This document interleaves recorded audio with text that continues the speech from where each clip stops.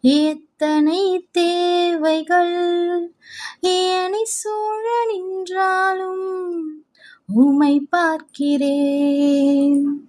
எத்தனை நிந்தைகள் எத்தனை தேவைகள் என சூழ நின்றாலும் உம்மை பார்க்கின்றேன். உத்தம ஊழியன் என்று நீர் சொல்லிடும் ஒரு வார்த்தை கேட்டிட உண்மையாய் ஓடுகிறேன்.